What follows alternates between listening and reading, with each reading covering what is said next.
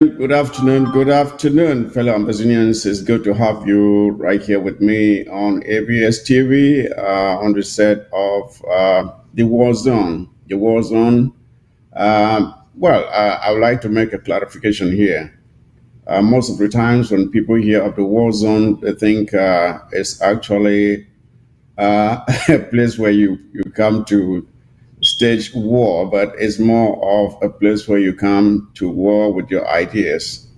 You fight with the ideas, not real weapons. So when you hear of the war zone, don't misconstrue what it means. So again, I'm happy to have you right here with me on the set of the war zone today. Tuesday, July the 25th, 2023. Again, I'm very, very delighted to have you right here with me on another episode of the war zone. Now, what do we have for you today? We have quite a few things to discuss.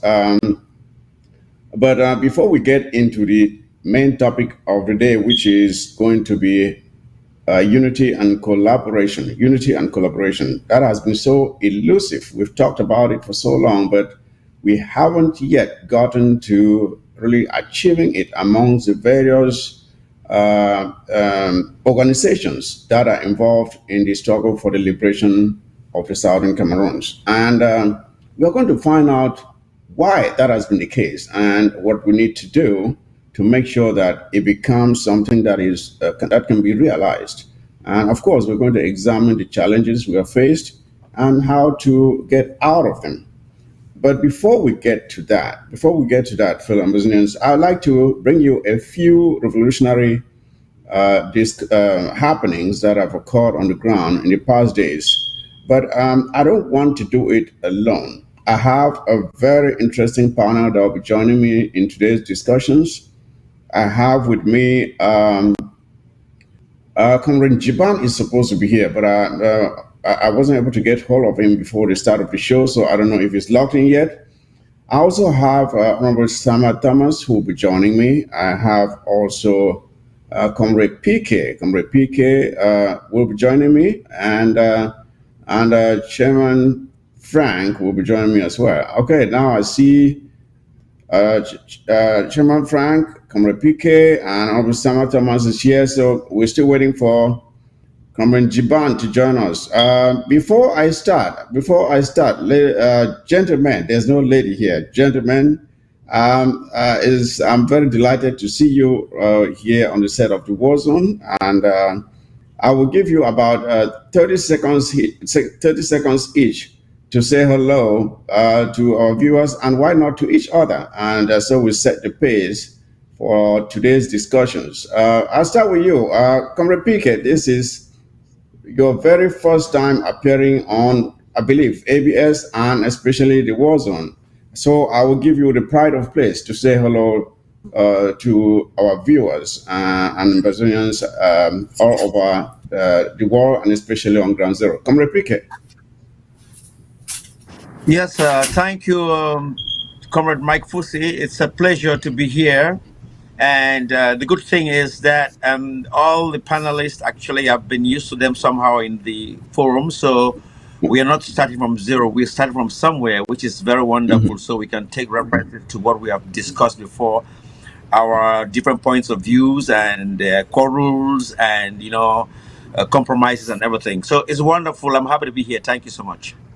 And I'm very glad to have you here. I must say this. I'm honored to have you here because, despite our differences, if we don't learn to start talking to each other, then this very talk about unity or collaboration is just cheap talk, and there's nothing that will come out of it. But when we are able to come together and disagree, not with weapons, but with our ideas, and say why we think our own ideas are better than others, then it shows how civilized we are, and that we will be able to manage ourselves when Amazonia is free. So I'm glad again to have you here with me. Over to you, Chairman Frank. Why don't you say hello? You are not new here, so say hello to our viewers and to those who probably are watching for the first time.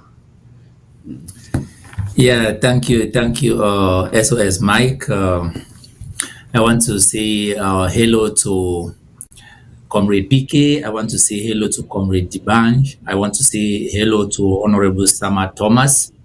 I want to say hello to our televiewers, and I want to say a special hello to all our restoration forces on Ground Zero and to our suffering people in Ground Zero and those in jail and not living outdoors in the refugee camps in Nigeria and elsewhere. Thank you for having me here. Okay, thank you for being on the show, sir. And I must state here that Chairman Frank was just traveling back from a trip, so we were not sure he'll be on. And Chairman Frank, you would excuse us for not adding you on the flyer because your appearance was not very certain, so we had to keep you out to the last minute. But glad you are here. You're able to make it. Officer Thomas, over to you. You're a regular here, so do your thing. Okay. Thank you, Comrade Mike. And I want to welcome my friend PK, which I term is of the CDN or the Coalition for Surrender. So I don't know how we are going to handle the debate today, but it is good to see for us to see if we can remove people from the Coalition for Surrender back to the mainstream struggle. And also, Comrade Jiban, I say welcome to all of you. And to those in Ground Zero, I say they should pardon us when we are making our mistakes here. We are only struggling to see if we can make them for others to correct us. We are never right 100%. Well, yeah, I know, I don't think Comrade PK is a surrendering kind of person. I think he's a serious Brazilian who wants to see us succeed. So, that said, I would like for us to start by, first of all, talking about something that happened on ground zero. I believe all of you saw some images of some great work that was done by our ARFs in a cock where they did what we ought to be doing to these invading, marauding soldiers of La Republic of Cameroon who keep violating the territorial integrity of Ambazonia. And we have warned them severally to stay out, but they keep coming. I don't know if Restudio can just play for us some of those images, and then we can. I want us to ask ourselves, put ourselves in the minds of the La Republic of Cameroon soldiers, and wonder what they think they are fighting for. But before that, let us take a look at some of these images coming out of a cock.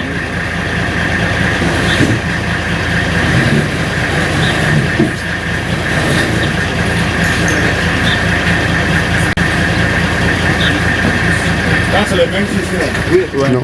Viens comme ça, on va pas le pied. Viens seulement, viens seulement, on va pas le pied.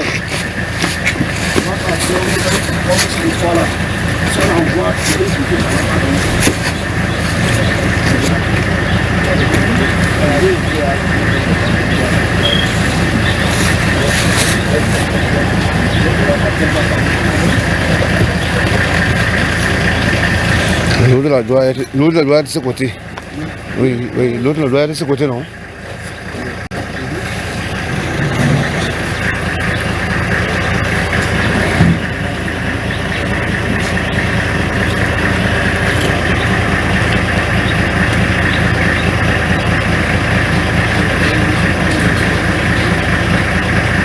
Dès qu'il met, ouf.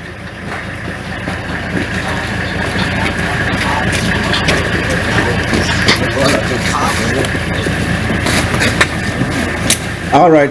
For the sake of time, I think we have seen the images. For the sake of time, we have seen the images. So I would like for us to proceed. But my panelists, you are seeing all this. You have seen all the images, and for those who may not know, those are human bodies being taken out of wherever they put them. Dead soldiers of La Republic of Cameroon. I think there were 3 or 4 of them altogether. Now, personally, I feel sorry for these boys who keep being sent into Amazonia to be blown to pieces. And you will understand that most of them come from less privileged families. And if they had a choice, they would not have joined the military. And they are being used like sacrificial animals to be slaughtered so that living ancestors or walking zombies in the name of leaders like Paul Biya, who is almost 90 years old. He is actually 90 years old. Nyat Jifrenji, Kabaye, Jibril, all the others. They are there still living their lives and sending these young kids to come and die so they can stay in power indefinitely. Uh, Comrade PK, what's your take on this? What in the minds of a lot of people to Cameroon soldiers? What do they think? What do you think they are fighting for?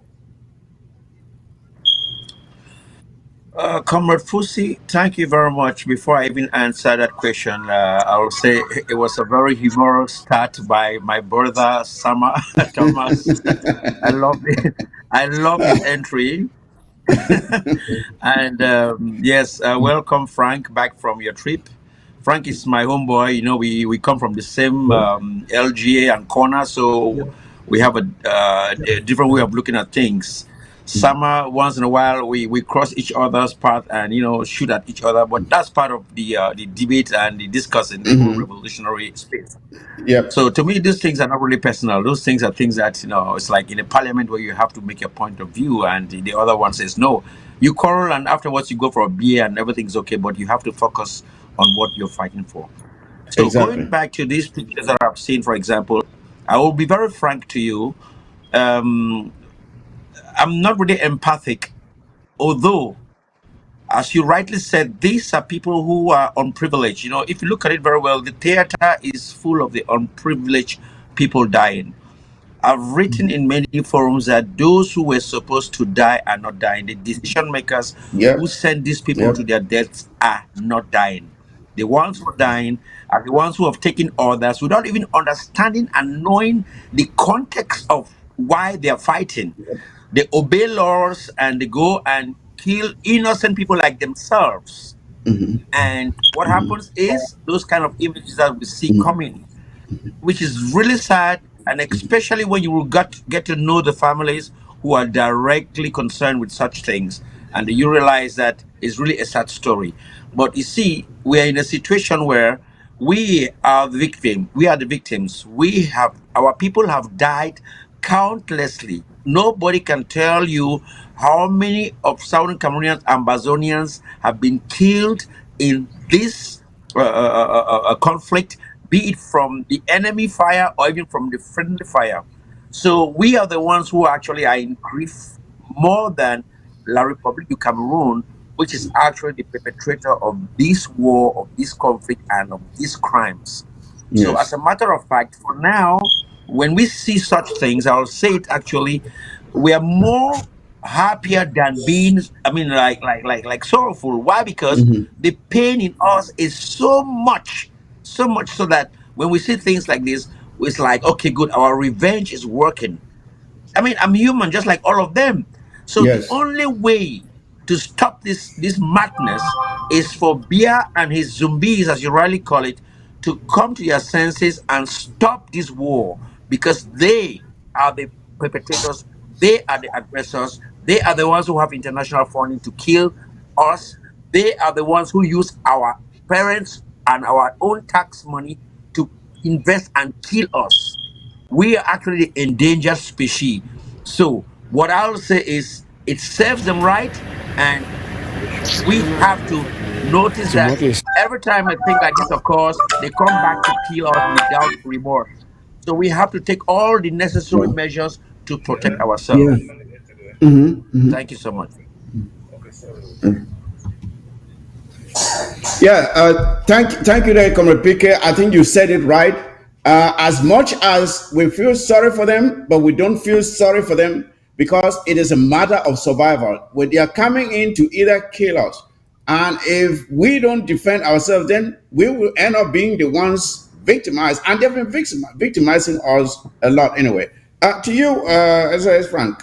Now, these are boys who are sent in to do to us, to victimize us, failing to realize that they themselves are victims.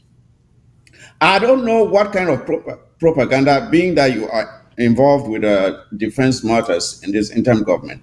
What kind of propaganda can we use to enlighten these boys? Or is it a lost cause to realize the futility of what they are trying to do? That they are just as much victims as we are. They are just being used as pawns, sacrificial animals at the altar where seated around that table are men who ought not to have anything to do with leadership at this point in time. So what can Ambazonians do to enlighten these sometimes very uneducated and ignorant boys who are sent in? And you can understand why sometimes out of their own frustrations they go committing all acts of barbarism on our people. Uh, uh, Ezra Frank. Yeah, thank you for that opportunity. What I can say about this issue is that these guys, it's not like they are ignorant of what they are going in there to do. I mean, in Amazonia, it's not like they don't know the various options available for them. They have a choice. I used to be an officer in the La République du Cameroon's Air Force. I wasn't talking with no leader of the Amazonian struggle before I took upon myself to quit the damn La République Air Force because they don't want to listen to people who are protesting for their own rights, and they want to think that what they can do is to go out and slaughter people. Look, when you see these soldiers being carried in plastic bags, they don't even have the right bags to honorably, or I mean, just Yep. humanly Yep. transport the soldiers they lose in battle. These very soldiers, you see them in those plastic bags. They are the very ones slaughtering Amazonians. So, look, they can decide to turn against their leadership. But you would understand that the Bia's regime has tribalized, or made the army to be a kind of a tribalistic army, such that to them they are fighting to keep their kingdom, and Sorry. Amazonia is fighting to exist. So look, I call these guys, to me, these are low key targets. They are, less important targets, but very, very necessary. It is a very necessary thing that when they come in and we have our possibilities, we have to do the needful. We will have to do to La République what they are doing to us without remorse. When you saw them, they went to Ngarbo. They slaughtered women, children, babies. You never saw any La Republican say a single word. They went recently to Ekona, they slaughtered our people. Most recently in Babanki, they slaughtered. In Boyo, they slaughtered. Now in Bamenda, they slaughtered. None of them came out to say a word. But when their citizens were killed by their soldiers in Bamenda, mistaking them for Amazonians, you saw them in France. The entire La République population there went and gathered at their embassy, and they were everywhere with all sorts of, So they don't value us. They think that we are slaves. We will tell them that the time for the slave's voice to be heard has come. Okay. Thank you there, Mr. Frank. And to you, always Sama Thomas. We have seen in other African countries where when a government has become so recalcitrant to a point where they don't have any regard for the lives of the ordinary people, the military will rise up and bring stability and make sure that things are done right. We have seen in La Republic of Cameroon where the military is like brainless. It's as if, I don't know if they are brainless or gutless. We have never seen one single action from any of these so called generals who have taken a decision to say, no, We cannot have a country that is led by people who ought to be in the retirement home. And they are sending the youth, setting the youth against each other. While they self-destruct, they are sitting there in their safety and laughing and enjoying themselves while the youth are self-destructing. So, is there something wrong with the mentality of the La Republic Cameroon military? That is no educated person there, no enlightened person there, no patriot who can say, no, this has to stop. Even at this point where beer is pretty much a vegetable. What is wrong with the La Republic Cameroon military? Well, thank you, Comrade Mike, for that. I don't know if you can hear me. I hear you 515. Yes, we can hear you. Okay.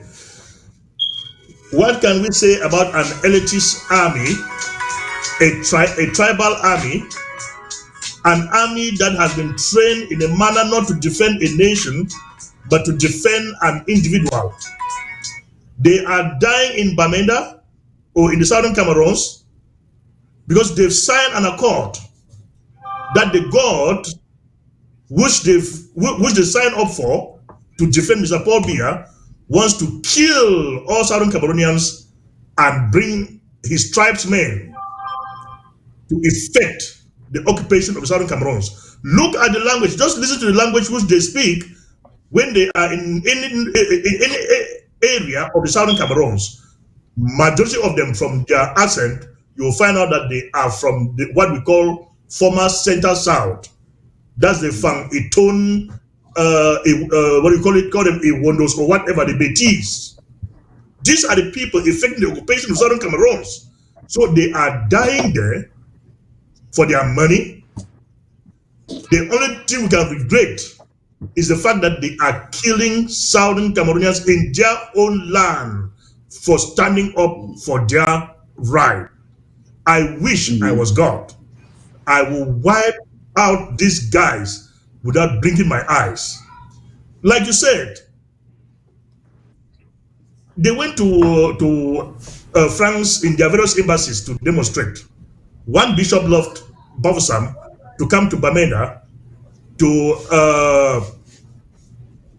pay homage or condone with those that were killed by the Iton people in Bamenda.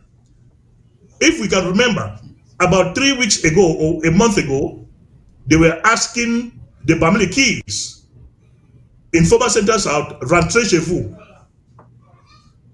Are they not the same people that will come back to Bamenda to kill the Bamili Keys so as to tack that crime on the people of Bamenda, that they hated the Bamili Keys so much so that they are now killing the Bamili Keys? Of the Bamili Keys forgot to say that by about a month ago they were asking them to leave former Center South. I've seen some images flying around from Bamenda again, fresh images. I hope that bishop who left Bafusam, because a few people from Bafusam have been killed in Bamenda, will leave Bafusam again to come to Bamenda because other people have been killed. I think he will not be coming alone now. He's going to gather every bishop in La Republique to come to Bamenda, to come and pray and call for peace between the hyena and the goat, thinking that it will ever happen. There will never be peace in the southern Cameroon so long as a single La Republican citizen, let me put it now, citizen, and not even a soldier, citizen is still in the southern Cameroons unlawfully. That which will get a visa to the southern Cameroons will come and live in the southern Cameroons in peace. But if you are in the southern Cameroons without a visa, but coming there with a motive of effecting the effective occupation of the southern Cameroons, we will do whatever it takes to send you back home in any way possible, dead or alive. We will not blink this time around. We've said they will leave the southern Cameroon by fall or by whatever means. They must leave, and there will be no remorse All right, I hear you there, Summer Thomas. I hope they're listening to you. I think you said it loud and clear. And it's not like we don't like our neighbors, but they have demonstrated such wickedness and against us. They have shown in every manner how much they hate us. They started by calling us names, such very derogatory names like rats and roaches and whatever other name they could think of. And of course, that was just a precursor to the genocide that was coming. And we are not surprised to see what they are doing here. Now, let's transition to the next topic, which we will get to the main topic of the day. But I just want us to set the pace for why we are in this conflict today, how we got here. I want for us to take a look at some images of what used to be the Ombe College. I believe those of us growing up heard of Ombe. That was a prestigious technical college that was established and well equipped by the Americans in the southern Cameroons. And La République du Cameroon officials, after they had invaded our territory, they came and they saw the equipment. Some of them came and they complained that how come the southern Cameroons will have such very sophisticated equipment when their own universities didn't even have such equipment. And then they started the plot to make sure that all the equipment in that technical college were carted away to east to La République du Cameroon. And this is what you now see here is a shadow of what Ombe used to be. This is Ombe now is a shadow of itself. Place is all dilapidated. It's inhabitable, and this is just one more example of the intentional destruction of the southern Cameroons in every manner you can think of, be it economically, be it infrastructure, be it in the government that was set up in the southern Cameroons. This is a vivid example, a living example of the dilapidation, intentional neglect of the developmental improvement or even maintenance, not even improvement, but maintenance of the structures in the southern Cameroons. Comrade Pique, some people Yes. are tempted to ask us why we are angry, and we will move on to something else later, being the road infrastructure. But let us just look at this. This is one of the symbols of pride in those days in the southern Cameroons. Look at what it looks like now. So when someone asks you why you people fight, and you take a look at it, what are you supposed to tell him, Honorable Comrade Pique? You see, Comrade Mike Fusi, you're actually going into those things that can be easily quantified as assets, which our system, our society had before, and today nobody can really account for them because of the power shift and everything that has made us to be more a barren country than anything else. You see, when it comes to these technicalities, I'm very concerned about them because that's my forte, that's my Mm-hmm. competence. Industrialization, industries, and all those kind of things. For example, I've made. I mean, Absolutely. like the back in the days when I went back to Amazonia, I visited a lot of structures, like almost all the colonial bridges that had been built like 60, 70 years Mm-hmm. earlier. I went to the WADA in Womb, which actually was the manager. That was my kind of an elder brother to me, Marshal Kankolo, who died in this conflict. He was shot in the hospital roundabout on his back by the La Republique Turks. And so I'm very much concerned and very much informed of the void that we have in the present Southern Cameroon's Amazonia when it comes to technology, when it comes to an industrial base that has never been there, because the one that was budding in the early 60s was actually carted away, as you said, to La République du Cameroon, and they knew exactly what they were doing. But you see, that failure also comes from our part, that those who were there to protect our own interests sat quiet and saw those things carted away because they were given Exactly. positions somewhere in Yaoundé or whatever. So they thought that they were still in control. They saw Yeah. their own evolution. They didn't see the societal evolution that depended on that industrial base, which is very important. Just today, I was writing in my Sacred Heart forum with my friends who were talking about technology, and I told them exactly how difficult it is to get the number 19 key that actually opens the plugs of a car wheel. That you go into a garage in Bamenda, for example, and they don't even have a toolbox. You see, this thing actually, we can blame LRC, no doubt, but we have a limit to blame LRC. We also have to look into ourselves and say, what did we do wrong? Where did we go wrong? Why did we allow our own assets to be taken in front of our own eyes to somewhere else? And then we were left with nothing, because a picture came today about the Womb Road from Befang to Womb, which actually is where I have my own family house, and that road has been like that for ages. Comrade Pique, hold your thought there. We'll get to that after this.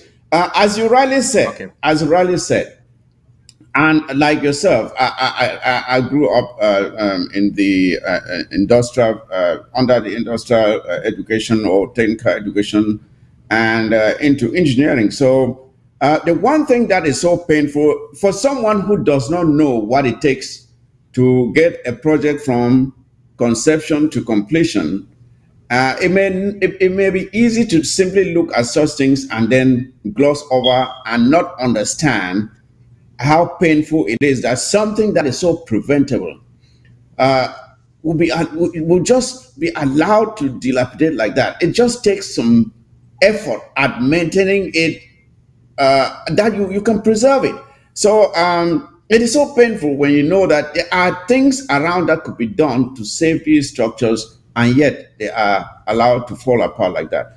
But the thing is this: you rightly said that some of ours allow these things to happen. So I will ask, as well as Frank, what do you think people like Dion Gute think when they see these things? What do people like Golen Gole, like all these enablers hiding in Yaoundé, when they see these things, their own region suffering from the lack of basic amenities, lights, road infrastructure, water, basic water, for Christ's sake, people don't have. I mean, what do you think goes through their minds? Do they even care? SS Frank. Mike, Yeah. for that question.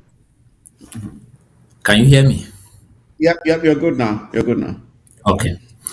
Yeah, like we have always said, and like we have seen repeatedly, it is very, very unfortunate that all the Ambazonians who are serving La République du Cameroon, they are behaving in a manner that is worse than what the La Republicans themselves are doing to us Ambazonians. You will remember that the, the brains behind the demise of FMA are people from Lebialem, the Paul Tassons. You will see that when we see women, children being slaughtered in Big Babanki, it is as a result of some people still call a fun. As far as I'm concerned, all these people are worse than La République du Cameroon soldiers. And, if the opportunity should show up that you have to choose between, say, one of these guys and a La République du Cameroon soldier, if you want to show mercy, spare the soldier and take these guys out.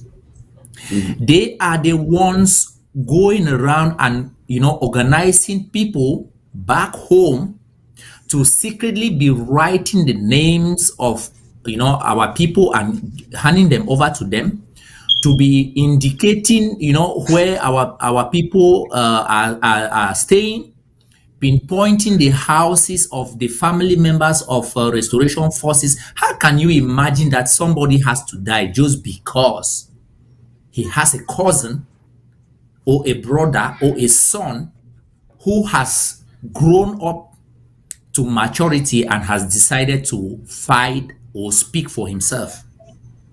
But this is exactly what these so-called elites are doing. And so Amazonians need to come to the point of being able to identify and categorize the targets we have to go after. If we want this war to end and to end sooner than later, we need to take desperate measures at times like this that are desperate. Yeah, Those people, our I think, brothers, I yeah, think they hate us even more than the enemy hates us, because the enemy doesn't know us. And there is one of my in-laws who tells me that if your house doesn't place you out there in the market, there will be no you in the no buyer. market to be bought. So we Yep, are being yep, killed because our own are selling us to La République du Cameroon. And we must absolutely. take measures that will counter that. Thank you. Thank you, thank you. Yeah, and before we go to the next point, uh, I would like to, before we go to Honorable Samantha, I would like for us to see images of the road that Comrade PK was mentioning. I saw those roads to Womb and other areas, and it was just pathetic. It's just sad that people have to endure such torture. But let's just see the images first, then we'll make our commentary after that.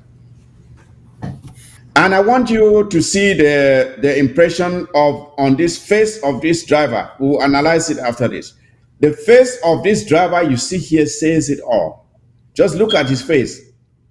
It says everything that you need to know.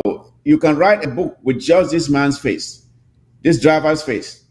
You can write a book from what is on his face. He's carrying all the burden. You see, this is someone who is not just frustrated. uh, he has done it all. You see surrender on his face. You see hopelessness on his face. You see, a man, he has tried everything and he's almost giving up on life. He's almost giving up on life. And it is not his fault. It is not his fault. And the worst thing, my panel, the worst thing here, is that after enduring such torture, you find La République du Cameroon colonial gendarmes and colonial police at every other few miles or kilometers. They will mount checkpoints and extort yet more money from these same people who have endured this kind of torture because of them. Because of them. After enduring such torture, they still stand on the highway and extort money, not just from the drivers alone, but from the passengers. They still endure torture and then go and pay bribes to drive through. And I want to ask anybody here, if you are in the place of these drivers, why will you not be angry?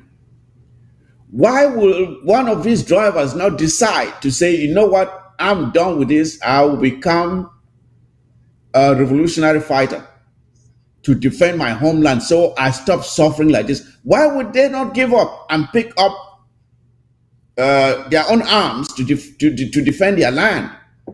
If you have to go through this and still have people, after every few kilometers, they stand there and they extort money from you. Just look at that. It's like going into your own grave there. It takes a lot of courage for a driver to sit in a vehicle and go inside this ditch. It takes a lot of courage. I tell you this. And it's not just courageous, people are dying in their numbers on these roads. If you listen to the commentary from this video here, that house, whether it's even a house or what, there, so many vehicles have lost their way and plowed right into that house and killed people. You see? Lost their way, gone into that house and killed people sleeping in the house. Whose fault is it? Whose fault is it? So it is sad, it is pathetic, and I want to ask anybody why we should not be angry in a country that is rich, endowed with all kinds of minerals and resources, for people to continue to suffer like this because some, again, living ancestors and zombies have planted themselves. Murderers, occultists, homosexuals have planted themselves at the helm of the state. They are looting it while the people are suffering, and they tell us not to be angry. They tell us not to be angry. Officer Thomas, I want you to tell us what you think about this. Comrade Mike, what can we say about the dilapidated state of the southern Cameroons? Is it to talk about roads, infrastructures like Ombe, or what? Who is to be blamed? Is the question we ask ourselves today. We thought the Munas were the traitors, but unfortunately, the Tabetandons, the John Gutes, are even behaving worse than the Munas. How will our roads be repaired when Ombe, that was training engineers to repair these roads, the engineers that are supposed to be maintaining those roads, is now in ruins? All the engineers that Ombe trained in the 50s leading up to the 60s were those that were heads of periodic departments in the whole of La Republic in the early days of this unfaithful union. These guys, you have carpentry workshops, carpentry department in Pidori, construction department that is building construction, road construction, and what have you. But today, all the equipments in Ombe were carted. If you go to what is Isek Douala today, is Ombe that they looted and construct Isek with. All these things were happening with the Tabetandons looking at it. In the year 2000, I left Victoria and was going back to Douala to see there. When I reached Ombe, I exclaimed, "This is Ombe." That in the 60s could train engineers that will repair all roads in southern Cameroon. One Basa man, a Douala man, tapped me from behind, my son, for he was over 70 then. He said, "My son, you do not know what you are saying. Let me tell you."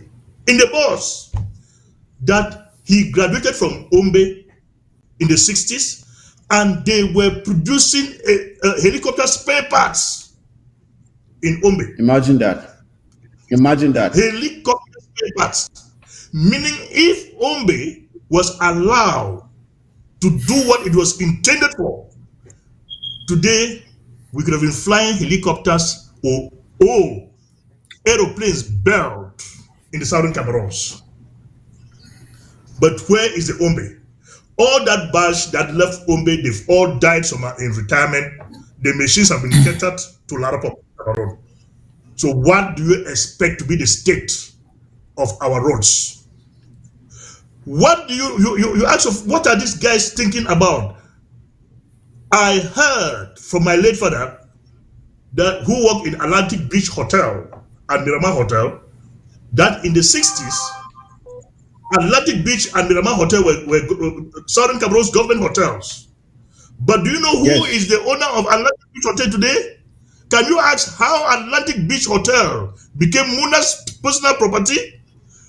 Do you know why people like the Njala Kwans and the so-called Mbelamuki would die to be senators in the Southern Cameroons at the detriment of all? Because Clark Quarters now in Boya is now owned by Labrador citizens and the likes of Mbelamuki.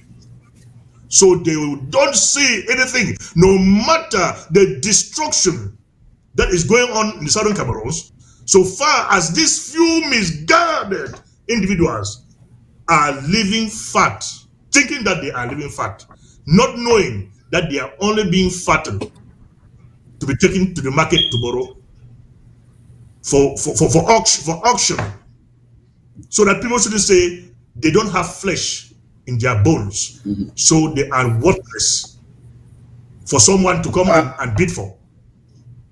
So if this type of people are still existing in Southern Cameroon who are ready to kill all their brothers and sisters, what do you expect should be Limbe?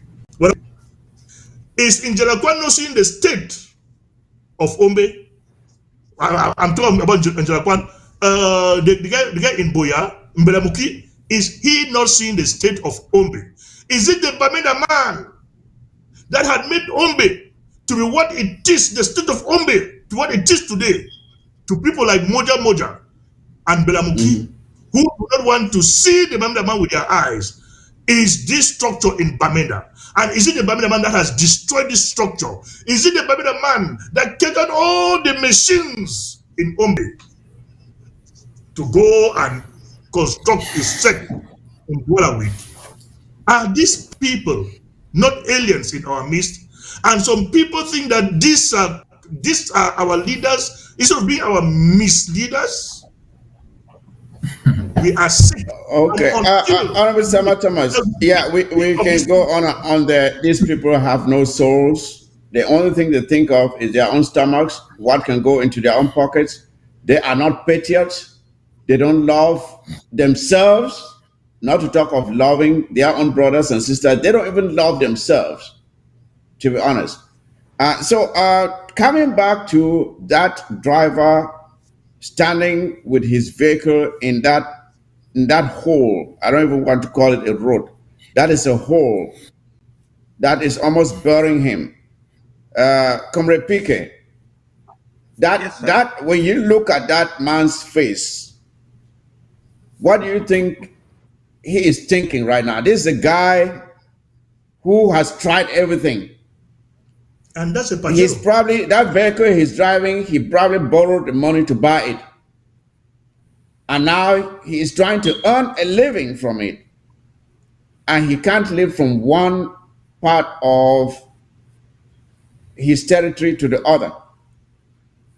And you see the frustration, the desperation, the anger, the misery, the hopelessness is all written on his face. Now, you see, these are some of the things that really make one feel very angry, very, very angry, because this road ought not to be like this, even if it is not paved. We remember the days when we're growing up, every season the roads will be graded and compacted and the drainage well maintained, because as well know, Comrade PK, if you're from the technical background, you know that the one thing that can destroy a road so easily is the lack of drainage. It does not matter how well you construct a road. If you don't provide it good drainage, water has a way of destroying even the most powerful structure. So you have to provide proper drainage. And because these roads, when you see it like this, it's just because there's a pothole somewhere. It was not maintained. Each time the tire of a vehicle goes in there, some water comes out and it comes out with some particles of soil. And that is how you end up with a deep hole in the middle of the street. So these roads are not being maintained. So if you are in the place of this driver here, given the fact that if he should manage to get out of there, he'll get to a point where a colonial gendarme or police will stand on the highway and ask him for 1,000, 2,000, 5,000 before he passes. Why should you not be frustrated? Comrade Picker. Comrade Mike Fusi, let me say something to you. You see, my brother Franco is right there. My brother Sama Thomas is right there. And you are right there. Of all of you here and the whole of Amazonia, 8 million people, there is nobody who has his home closer to this particular place where you see this driver right here.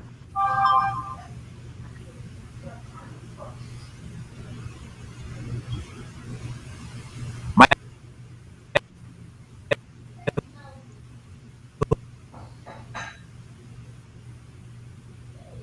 home I think Comrade Picker's network, I don't know why it's acting up now. Comrade Picker, it seems your network is acting up now. I don't know what's happening. It's really slow. You are not coming through well. I hope. I think it's for everybody because I I can see you are a bit slow. Comrade Pique, why don't you do this? Can you just log off and log back on real quick? Real quick, log off and log back on so your network can come back, please. Just log off and kilometers log from back here. on. Uh, This uh, place so well. Sometimes I leave. Yeah, Comrade Pique, log off and log back on. Your network started acting up towards the end there. I don't know what happened, but just log off and log back on, please. While I give the place to LZS Frank to chime in, and you happen to come from that is your region. That is your region, and it can be very personal knowing what the state of the roads are, which ought not to be the case, of course, but it is what it is. So that must be very frustrating to see your own people going through what they are going through. Because if you had it been you went home and you had to travel home, that is where you have to pass. So this I'm is rather back. very personal to you. I'm back. Okay, thank you. Can you hear me? Okay, are you back now, Comrade Pique? If you are back, finish your thought. I don't know if he's back yet. He's still frozen. No, he's not back. He's still Yeah, yeah, he's still frozen. Yeah, as Frank, He's continue. frozen. While Comrade Pique adjusts his network. Yeah. Yeah, thank you, SOS Mike. You know, You hear me? when I see these images, they hurt me to the core I'm back. because some of those places I know them, some of those faces I know them. It is very pathetic. Look, it is not just what you see there. That brother who is standing beside that, the beside that vehicle, looking so miserable, is not only going through the torture from the mud. There is also this psychological torture that is killing him, because when he gets out of that place eventually, line up along that stretch of road are about 8 to 12 different mixed La République du Checkpoints. Cameroon controls or control points. They are there to just extort money from them. So you see him, you look at his face, looking so miserable, is because he will go through all of that torture and end up with nothing, unable to feed his own children. From Bamenda to Benakuma used to be 1,500 francs. when this war came, when Biya declared this war on Ambazonia, and they started doing what they are doing right now, do you know that the fare, the transport fare from Benakuma to Bamenda, or from Womb to Bamenda, has rose up to 20,000 francs per person or above? How do you expect the people to survive under those kind of conditions? They have not constructed no roads. When a place becomes like that, the villagers will get out, go look for stones and sand and all, logs of wood. They will come and dump them there to try to make it at least passable. But La République du Cameroon agents are on every corner of the road extorting money from our people. And they wrap up those that want to even say that, oh no, I don't have this little 2,000 that is remaining in my hands. No, I have to go, and get something for my kids. They say, oh, you stubborn, you want to, do you know who I am? And they wrap you up, you are in jail. They will They call tag you you they call as you an an amber. They Ambazonian frame you or up to be an biker amber or a fighter. Yeah. secessionist or somebody who is working with Amber. That is exactly the pain they are bringing to our people. So look, this is just part of the war. They want to kill as many Ambazonians as possible so that our numbers will reduce as much as possible, and they will encourage their people to come over and establish themselves in Ambazonia. We were talking a while ago about Ombe. We were just seeing the buildings. The land that belong to the technical college in Ombe is a vast land, because that place was earmarked to become the technical university. Go there and see what they are doing, to that land. They are sharing that land amongst themselves. Okala Bilai, all these La Republique guys they have put in all those offices, they are sharing those lands. You live from Boya, passing through, if there's a road, they pass behind there and they come out somewhere at my ford there. They have taken all of those, vast portions of land for themselves. But look, Ambazonians need to understand that we need to fight. Look at people like Moja Moja. This is somebody who is supposed to be a chief. Okay. A chief, for God's sake. Look at Well, what they have. as Frank, let's not even worry about Moja Moja. I don't think that guy is psychologically stable. I think mentally that guy is not very stable. He may be acting as he is, as much damage as he is causing. In a normal society, that guy should have been under some kind of medication, because when you look at the things he's doing, it is not very normal. For the sake of time, I want us to move on to our main topic of the day: unity and collaboration. That is the big topic, and we've heard it talked about. People have pleaded. Ground Zero has cried. The diaspora has cried. The international community has cried. We have made attempts at it, and at each attempt that we make, we have failed at it. So I would like for us to put things in context first. Comrade PK, it is your first time on ABS TV, so I'll give you the pride of place to first of all explain to Ambazonians when they're listening to you here or to us, when we hear of unity or collaboration, what are you thinking about? What comes to your mind when we talk about unity or collaboration in the context of the Ambazonian struggle? What does it mean, unity or collaboration?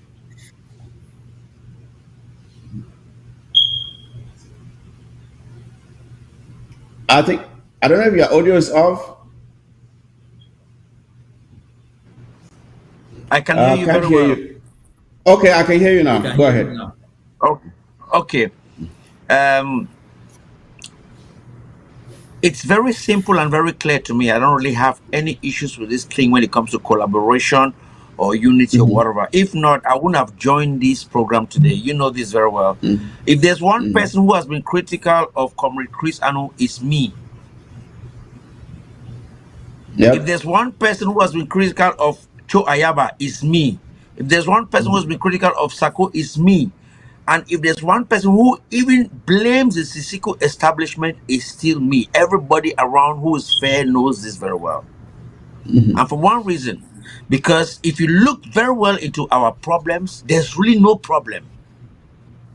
Absolutely. Things have been politicized in such a way that what I think the curing process has to be, the leaders have to even come in a group or whatever, or kind of video or whatever, and just say to the Amazonian people that they are also fallible. They have made their own mistakes. People have died because of their mistakes and errors and whatever misconceptions of rivalry, and say we are sorry. We did it, but we did it wrongly. And the fight is still in front of us, and what remains in front of us is more than what has passed. It's the simplest thing to do. Right or wrong, the leaders have to come together collectively and beg for excuse from the Amazonian people, and we have to see that they have changed. The person who refuses that little aspect, we will forget about him and we move on in our collective. There's no quick fix. Okay. It's as simple as that. Thank you. I think we all agree with you on that, because I said some time ago, I think I made it in an audio, that, well, we sit in our various fora, and this person is blaming that one, this one is blaming that one. But if you look critically, you see that there's no single person in this struggle, no single person, be it the leaders or the ordinary militants like you and me. There's not one person who is infallible. There's not one person who can say, I've never made a mistake. So when we are, but we know that some people have made more mistakes than others. That is a fact. But every person has made a mistake, not to the same degree, but mistakes are the same. So the question is, first of all, before I go to that, I would like to ask, and I would like for us to keep this definition very brief, just as Comrade Pika has done. Let's keep the definition brief. Albert Sama Thomas, when you hear of unity or collaboration, what comes to your mind? What are you thinking about when you hear of that? Well, so far as I'm concerned, I do not share Piquet's opinion. The reason being that had it been I've shared Piquet's opinion, then I couldn't have been able to tell Dr. Fo good morning or good evening. I couldn't have reconciled myself with late Henry Binlo. But the very first thing I did was that the very first time Dr. Fo came to Belgium to meet me, I removed money from my pocket and give to him. Take this money when you go down, buy drinks to everybody within the ranks and file of the SCNC for them to drink as a sign of my appreciation for having known them and for having worked with them for quite some time, despite what they did to me at that particular time. Honorable Sama Thomas, I would like for us to limit it within the definition of what you understand unity or collaboration to mean within the context of the Ambazonian struggle. That is where I'm coming. That is where I'm coming. We cannot pin our legs that somebody must apologize to the people of Southern Cameroons if we really want unity. My problem is, can we reconcile ourselves with each other and work as a united people without any conditions put in place? I challenge speaking that they should, who are talking about unity, I said, can you call Mr. So and so and so? When you call all these people together and they come for us to bring in Comrade Chris, not be anything difficult for Comrade Chris has been struggling to bring everybody together. But the more he goes closer to these people, the more these guys are going further away from him. So Comrade PK haven't done his job, but he keeps on talking about unity and conditions. When those conditions are put in place, Yes, Honorable Sama Thomas. Let us just look at what I would prefer is that we focus on the solutions today and not look at what someone else has done right or wrong. Let us focus on what do we think ought to be done now, hence, to make sure that we achieve it. Because we can sit here and blame each other as much as we want. At the end of the day, it will not help us move an inch. So let us focus on the solutions. What are we going to do the, from now on, the readiness, starting from the what definition? we what we can do to come together is for each and every individual Southern Cameroon to interrogate himself. Whether you are a leader or you are an individual, what have you done to antagonize your brother? Can you forgive your brother for the sake of the bigger picture, for us to work as a team and go to Boya? Why forgetting that Sama Thomas has embezzled you at $2 million or how many dollars? But if Sama Thomas can come together for us to talk now and go to Boya when we reach, where we bring in the 2 million issue back to the table, that is how I see we can work. That is what I Okay. understand will be convenient for all of us to come together and work as a team to Boya. And not telling me how I've stolen 2 million, I've invested 3 billion. You are not yet ready to welcome me to work with me as a team to Boya. If those All right. conditions are put in Having place. said that, I'll ask as Frank. Yes, Honorable Thomas says we have to forget about the things of the past and accept each other to move forward. But the question is this, SS Frank, what about those who are still doing things, even as we speak, that hinder collaboration? How then do you unite with or collaborate or unite, whatever you want to call it, with someone who even right now is still doing things that hinder that same collaboration that you're supposed to have? What do you do? Okay, thank you for that question.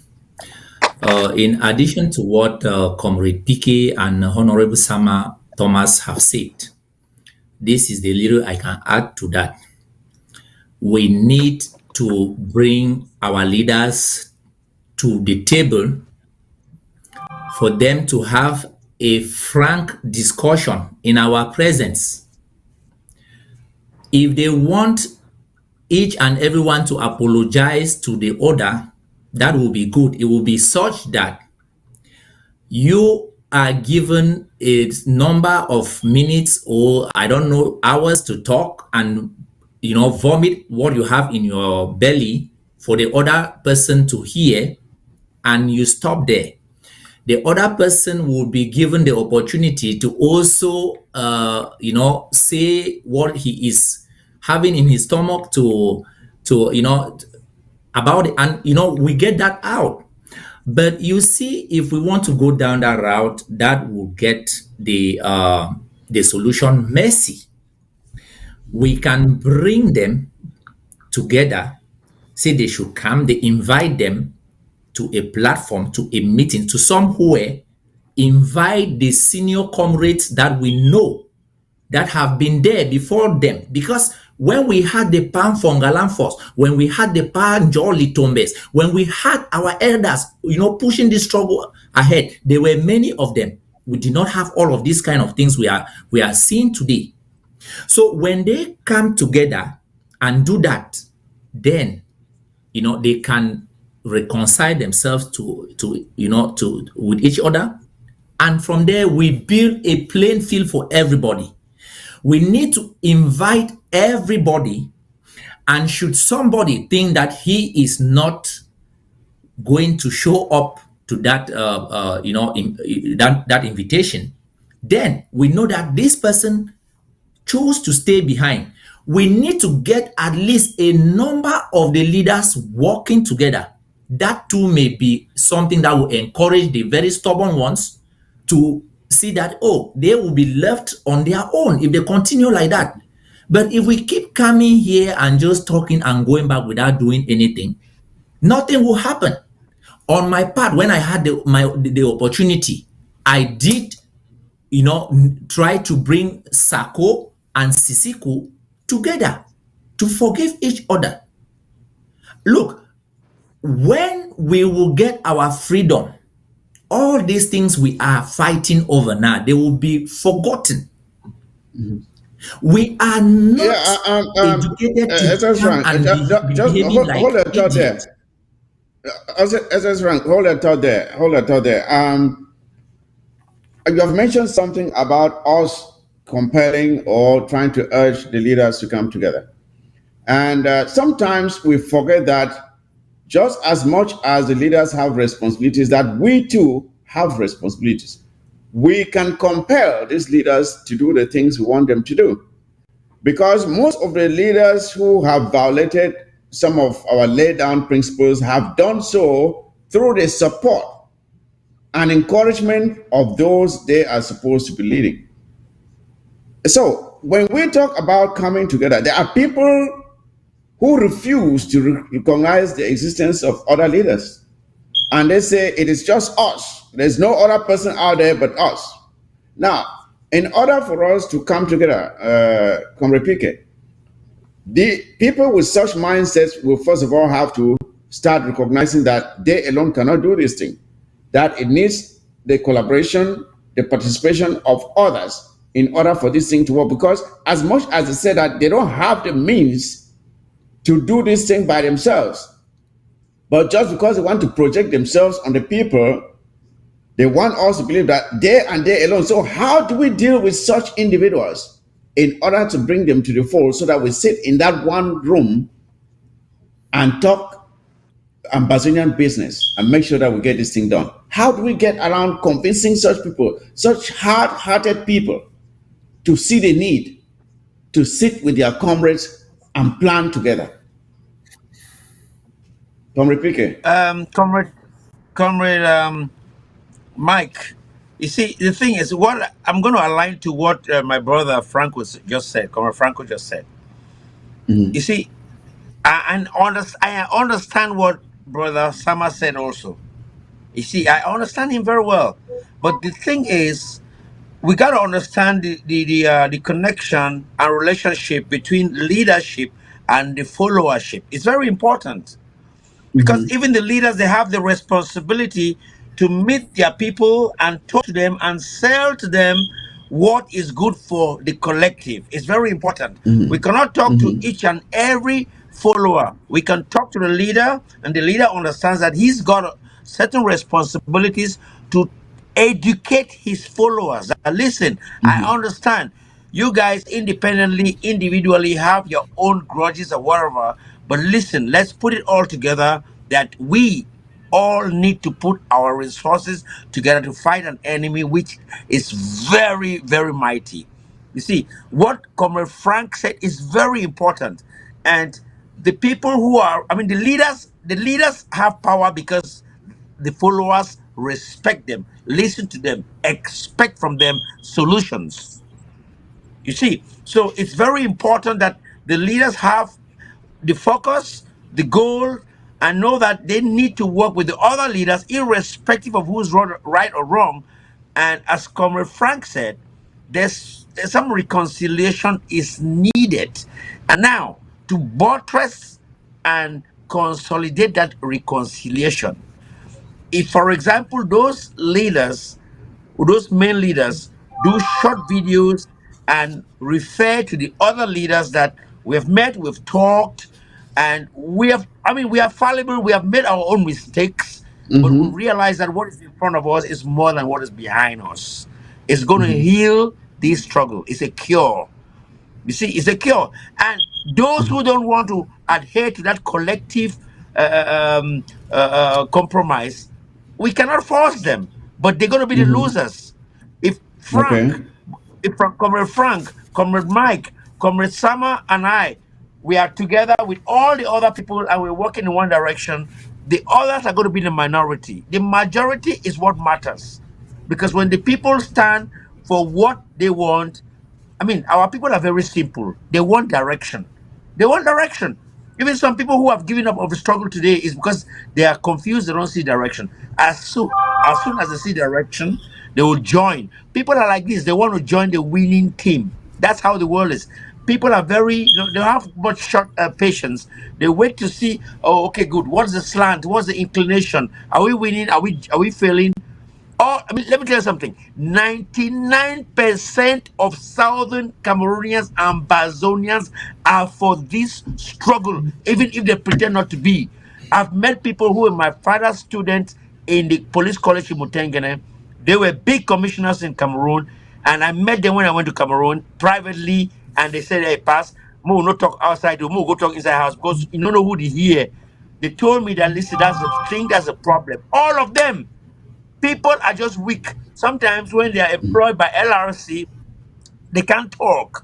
Even the Atanganji, even him, you see like this. He's an Ambazonian. It's just that he thinks that he's doing well right now.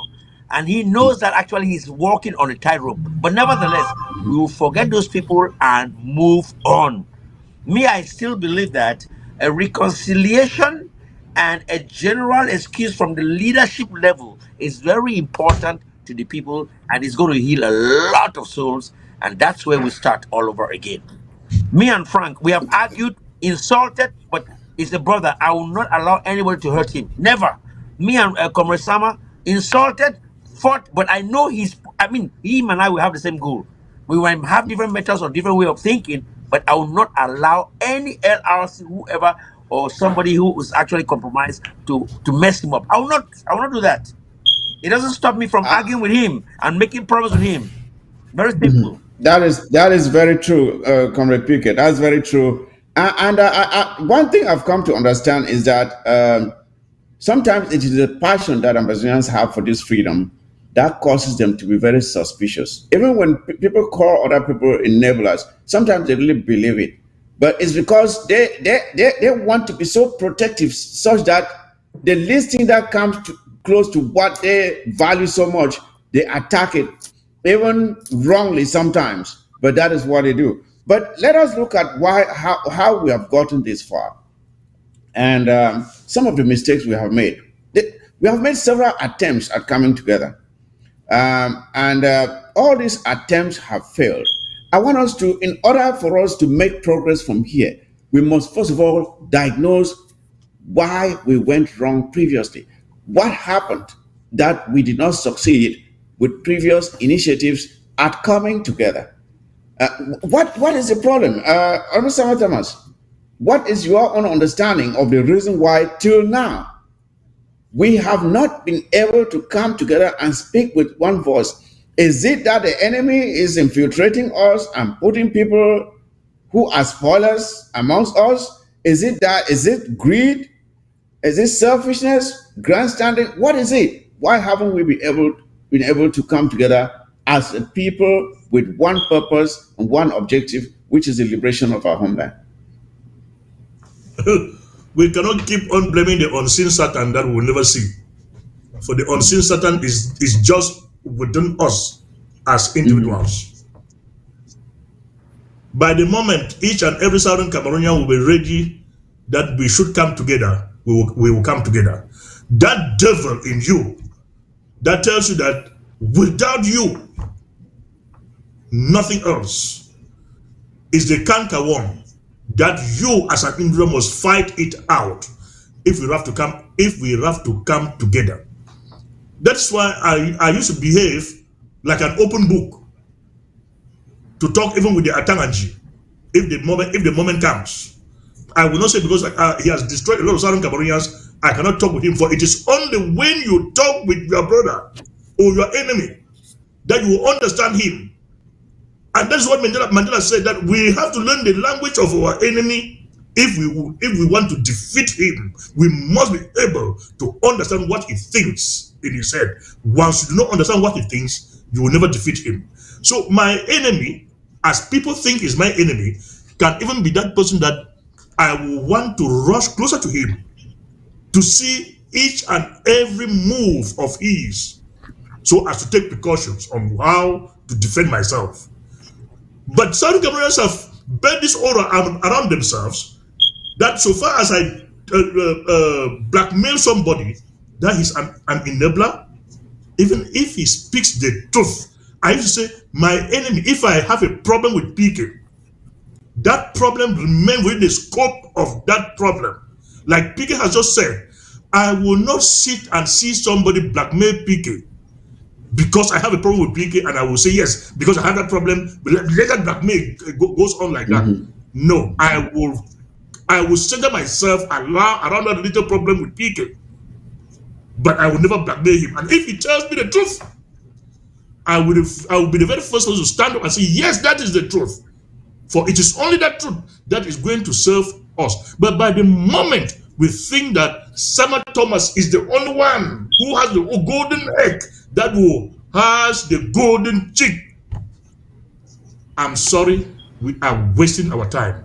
Like I've said, we have to reconcile ourselves, first of all, as individuals, be able to accept your brother even before he tells you that he has faltered against you. For it is only when you accept your brother, you go closer to him, talk with him, that he will be open with you to say, brother, I hurt you like this yesterday. I'm sorry for it. But if that is not done, that word sorry will never come. We will remain to be enemies. But as individuals, I'm pleading with all Southern Cameroonians. That is why I will never go down to that route of blackmail. No matter what, I will never blackmail another Southern Cameroon for any reason whatsoever. I think you're very right, because I have seen some really low, below the belt actions from some of our comrades, where they go and they do things even to some of our comrades who are in jail, and they say really negative things about them, and they put them in a situation where they could be hurt in that prison where they are. And there are people out here who doing these things to their own very brothers in jail. I mean, we are already being so persecuted by the enemy. How can we again turn around and do the same to ourselves? Are we that? How much self-hate are we expressing against each other? You know, growing up Mutilation. in secondary school, we were taught that in one of the principles of work is done when there is force times distance. Force times distance gives you work. Therefore, if you only have force or you only have distance, no work is done, which implies that if you carried a heavy rock and you were marking time on the same spot for 1 hour and you put it down, you have done no work, right? PK is laughing. But these are the basic rules of physics in those days, and those rules still apply to One this day. second, one And second, one second. Comrade Mike. Now you're talking about vector quantities. If the scala is different, okay? If the yeah, scala is different, yeah, okay? But So you're talking no, about so what? vector quantities, not scala quantities. Quantities and scalar Because quantities. my grandma, Yeah, yeah. who leaves the house and goes to work in the farm and works the farm and come back home, the distance is cancelled out, but the work in the farm remains the work in the It's farm. done. Is what I'm talking about. It remains. Yeah, so going back to those days, so that's what I'm saying, that when you look at what we do in our various fora, where we spend time, it's like someone who is carrying a heavy rock and marking time on the same spot, because we sit there and we're throwing jabs at each other, while the enemy is there decimating our people. We are doing no work because we have covered no distance. No work has been done. Please let us change this mentality. I cannot hate my own brother who is being persecuted by the enemy just as I am being persecuted. more than the person causing us harm. So, as I asked Frank, given this mentality, how do we change our people to know how to choose the right priorities? Because it's a matter of not being able to prioritize rightly. How do we make our people to be able to set the right priorities for this struggle? Thank you. What I can say on this issue is that what I know for sure is that there is no Amazonian who hates himself. I don't know any. And if every Amazonian is saying that I love A or B or C, listen, if we continue like this, what we are doing is wanting the Pam-Fongalamfos, the Sisikus, the Mancho Bibixis, and all of our people in La République's dungeon to die there. La République will never forgive or pardon any of them in as much as they know that they are gaining grounds. They will never do that. They can only do that if we build momentum and we start hitting them, puncturing their tires, bursting their pockets, such that they start losing economically. First of all, economically. And we start making sure that the cost of the occupation is far greater than any gains they can obtain thereof. So, see, we love our people. If we truly love our people, we have to understand that if we don't collaborate and unite, it is not only Sisiku who will die in prison. Me, I All will of them. die here. This is not my land. Really, that's This fine. is not We are in where our I own want. prison. Don't, we are as much refugees. We are all in our different prisons. Even if you are living in a mansion, even if your bank account has surpassed that of Bill Gates, you are psychologically and, In jail. in fact, somehow physically in prison. But look, if we spend all we've got and get our country free, I tell you, even if you die as a poor man, your face will be, much younger than a 15-year-old boy for a man who is over 50, because you will be smiling into your grave, knowing that what you have done, you have sacrificed for your children and for posterity. This is something we must do. Look, let me just round up by saying that PK made a point here. I actually picked up my pen to pen down what he said. He said we may just begin by asking our leaders to make short videos and reaching out to the others, appeasing them, appeasing the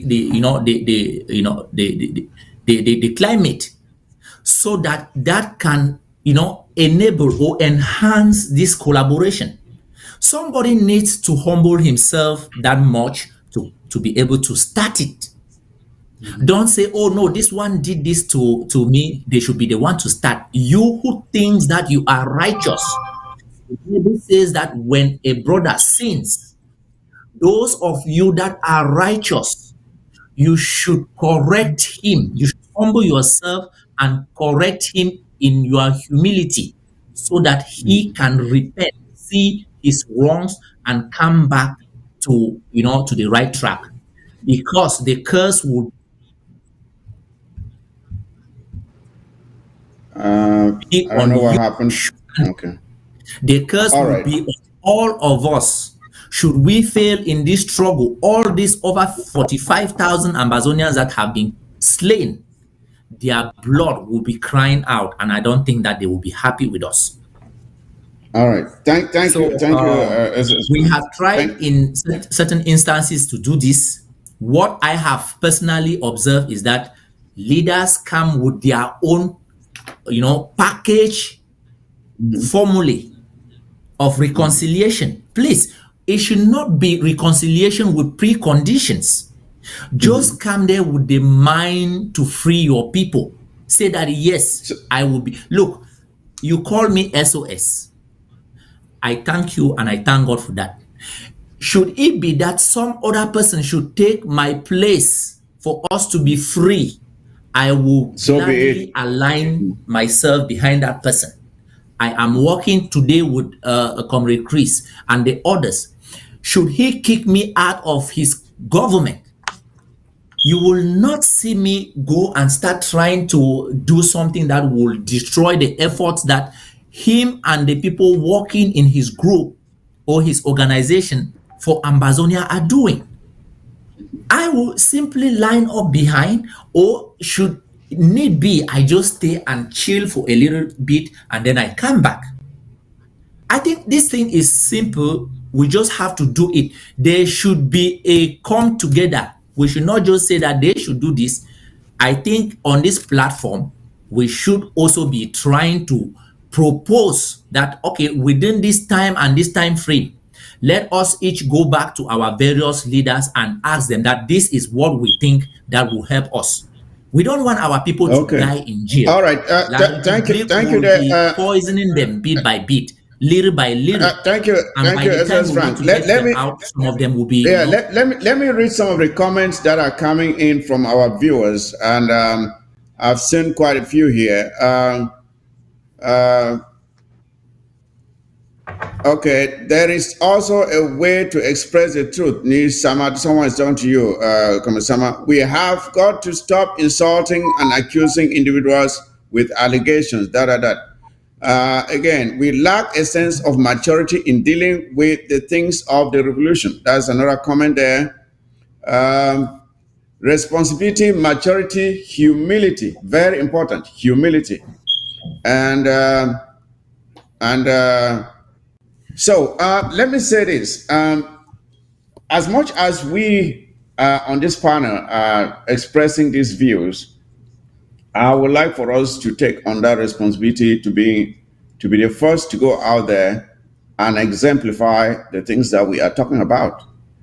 We belong to quite a good number of revolutionary fora. Can we all now say that we are going to change the tone of our discourse in the various fora that will change towards reaching out, providing solutions, coming up with answers, and trying to enlighten others who may not see the importance of changing this tone of discourse? Because, as I've said, there are quite a good number of fora where I normally just glance through. I don't even spend time there because most of what I see, I don't see it as being useful towards moving us in the right direction. So let us here on this stage right now pledge to be the pace setters of what we are talking about, that we are going to set the example from here on and how we express ourselves in our various fora, because we can talk about action on the ground. That is different. We don't have much control about what is happening on the ground, though we think we do. We can help them by advising them and setting an example for them when they see us talking together, like we are sitting here now from different backgrounds, different organizations, but we are coming together to talk about the things that matter for Ambazonians. Let us commit to continue doing it. But before we even get into that, Comrade Pique, one other problem we have had in this struggle has been that of groups. We hear there are so many groups, there are so many IGs. How are we going to collaborate this and that? That is one of the main concerns. So my question to you is this, Comrade Pique. Must all groups be dissolved in order for us to have unity or collaboration?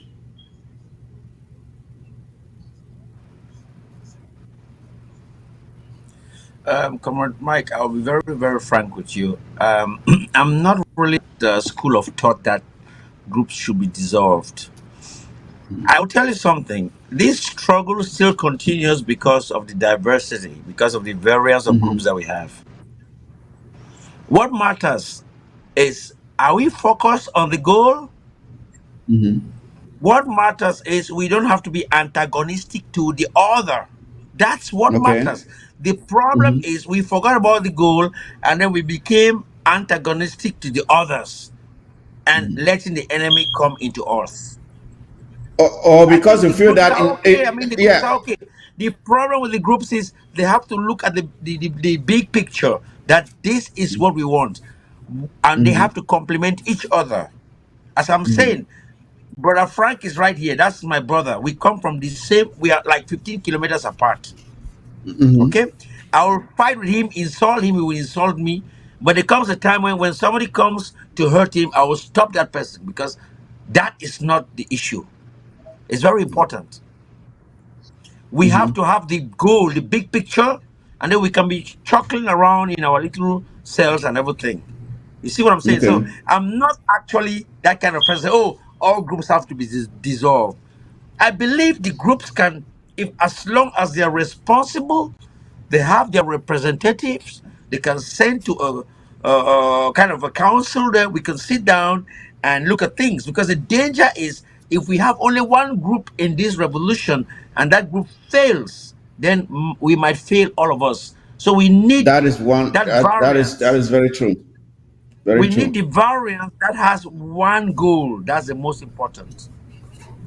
You see, and we need to cut down and stop this blackmail, this slander, this what this antagonism, which actually serves the enemy, not us.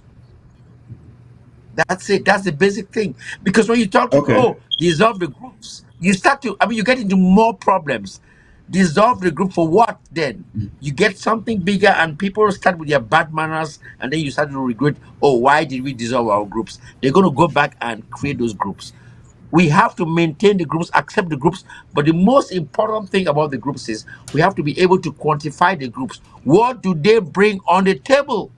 Not that anybody Thank goes and you. create Thank you. with his wife and daughter and they create a group. We have to have collective groups, broadband.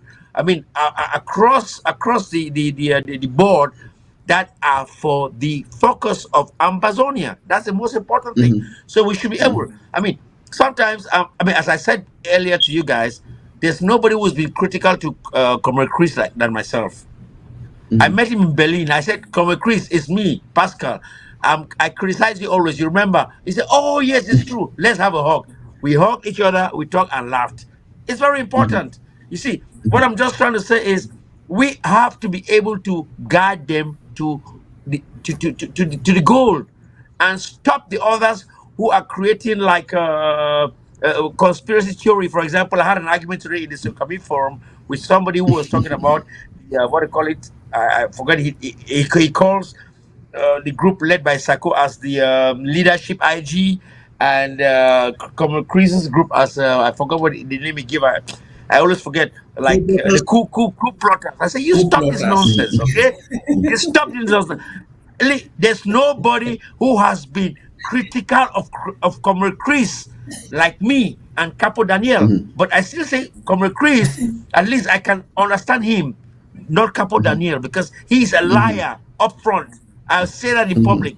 Comrade Chris, I'm mad at him because I think he could do better, and he has shown, I mean, a proof. Le BLM was one of our pride in Amazonia. We cannot hide that. And I think because of him as well. He lost a brother, and he has, I believe he has sacrificed a lot of his struggle. But we need Comrade Chris to be more better than he is. Because I met him in Okay. Berlin, in Germany, in my university, which was an inspiration. And I saw him. I saw that he's somebody who's got some power or some force, and we can use that. We need that to move forward. You see, so I believe Comrade Chris has a lot to do in the curing of this revolution.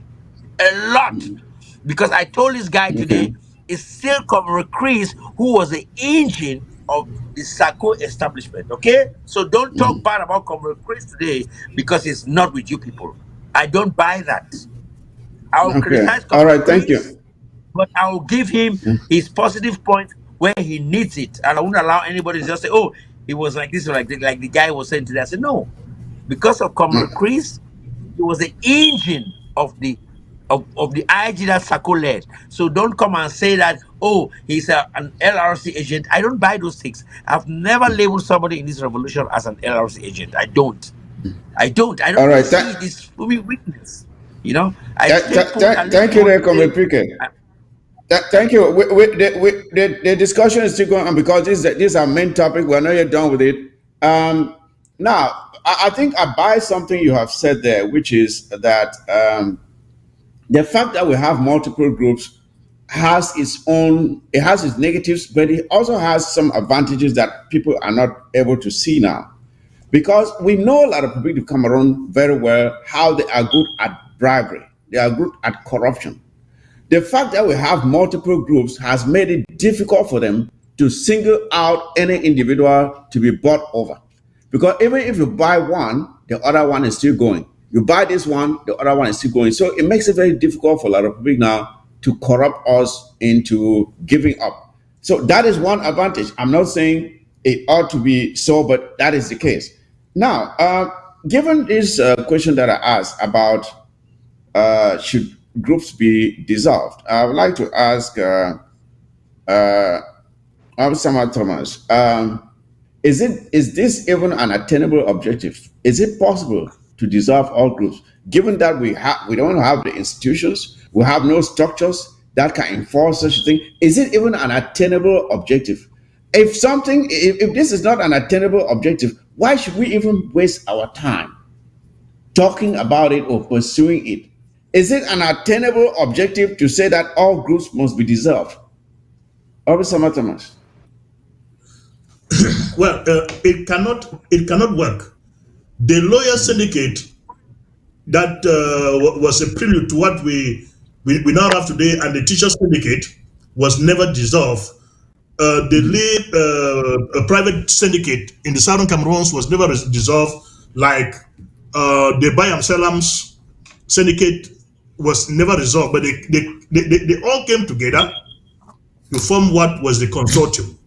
The consortium, after moving across Nigeria, came together with the SCNC, Excapo, and the rest to form what was the governing council, or SCACUF, from SCACUF to the governing council, from the governing council to the IG. The IG has now metamorphosed to something else. Let us allow it what it is, but see if we can conglomerate again together and form a semblance of the consortium. Why everybody, if we say dissolve, power mongers, like it was proven through the days of Skakov by Egg of C, that have now metamorphosed to Egg of C and ADF, like the SCYL, which is now Sokadev and Sokalim, which you don't understand which is which. They will never accept to dissolve this. Comrades, we shouldn't fool ourselves. There are people who do not want to go down the wrong step to start moving upward. For the base step is the LGA. You will not tell a person like my brother Ayabacha to go down and subdue himself to his LGA, which is Mangom Bachongwa. You will not tell Akwanga to go down and submit himself to his LGA, which is Lebialem or whatever. For these guys want to fly before landing, and one day they will crash land. That is very simple. So we should just allow them where they are, in their high horses, accept them. If we can come together tomorrow and form something else as a platform that all of us work under that platform. When we reach the Southern Cameroons, we will now see how people will shoot themselves like a catapult without using the base drum. All right. Thank you, there, Mr. Thomas. With regards to what you said there about, I don't know if Comrade PK who mentioned it, about, or as you mentioned, about having a structure where all the leaders can come together. I think that is something that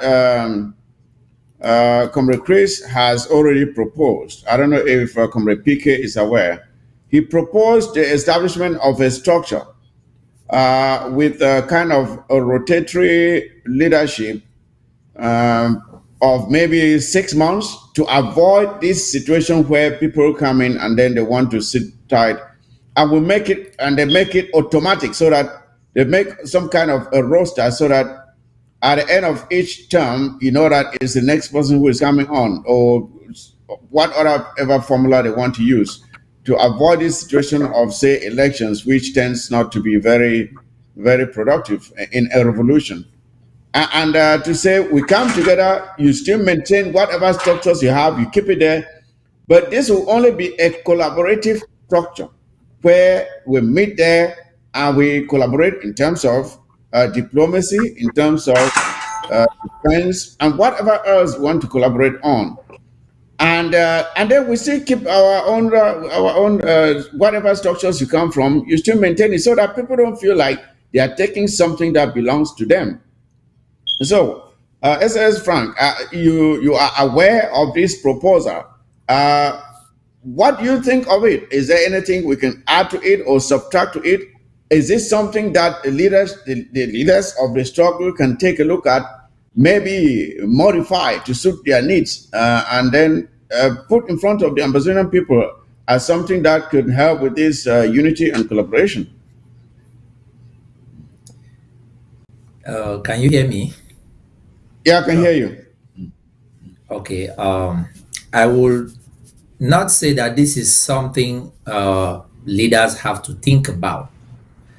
I want to say, or I would rather say that this is something they have to work on. And I am not saying this because the proposal came from Comrade Chris. If you get into that proposal, you will see the humility. You will see the togetherness. You will see the love for comradeship.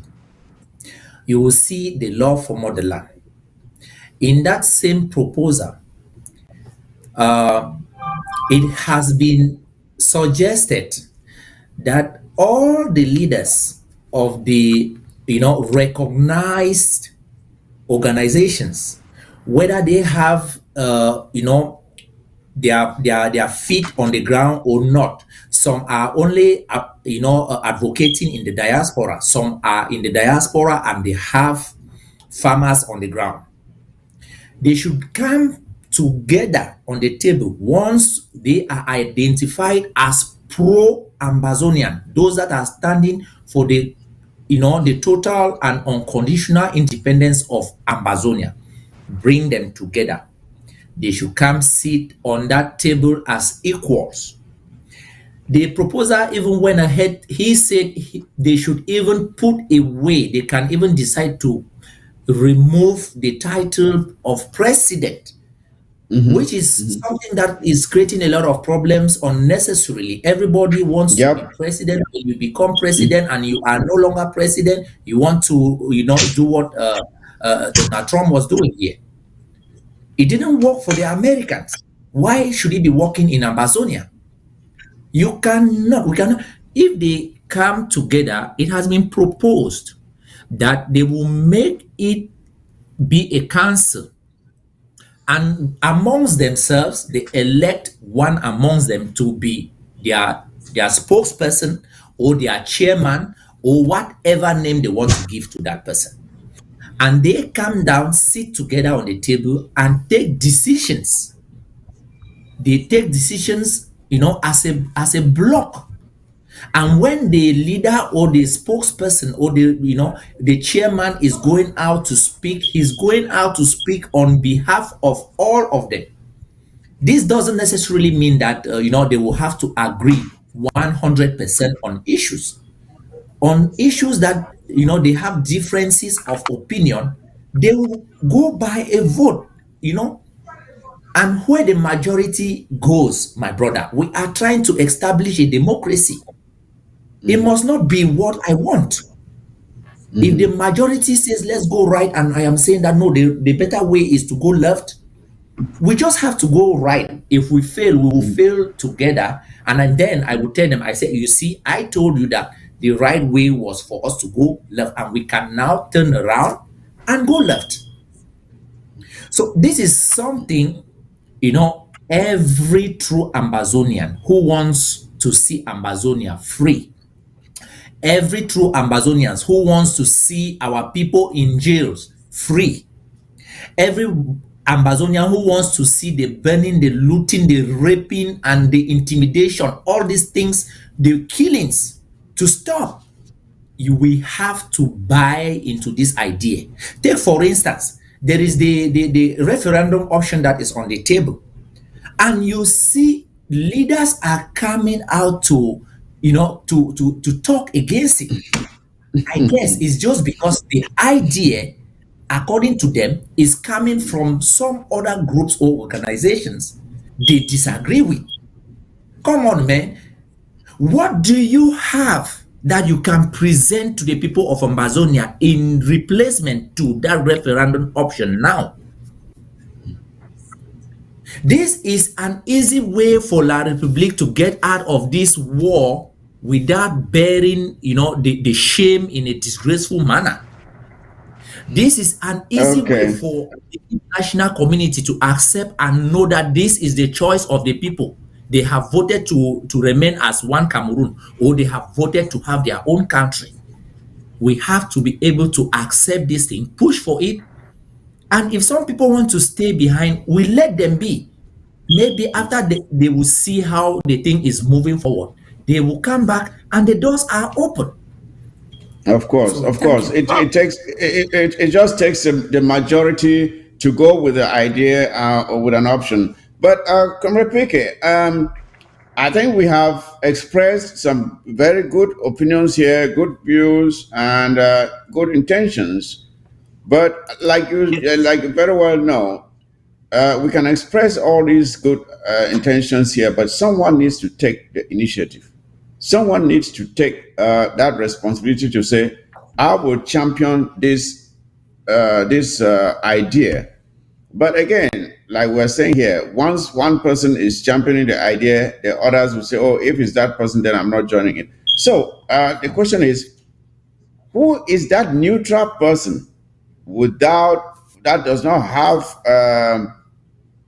the kind of baggage that some of our leaders now have, that they are almost viewed like skunks, that as soon as they are passing, the others are holding their noses. Uh, who is to take the responsibility to bring Amazonians together to sit down and have this collaborative, I would say, experiment? Who should take that initiative from Repike?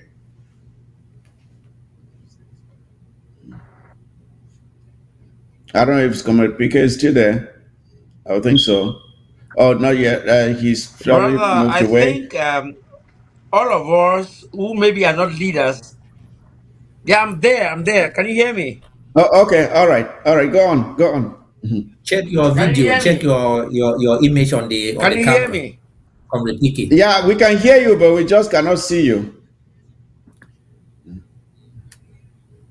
Ah, okay, okay, okay. Wait a second. I think it's a light issue. One All right. second. One second. One second. Yeah, I was Yeah, wondering what was happening technology. there. No, light issue. Okay now. Are you? Is it okay now? Let me. Okay, now you're back. You're Yeah. back. We are the agents.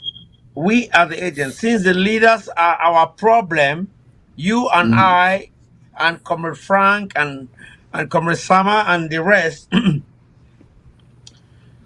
are the agents who have to go out there and say, "Hey, listen, guys, this is what we have to do." Okay. And I mean, there's just nothing to politicize in all this. We have to go through and tell the people. Me, I think, as I always say, you got to understand the psychology of the masses and understand their relationship with their leaders. As long as we can engage our leaders one to one and talk to them and they understand, and they have to understand, because it's for a collective good, not for their good.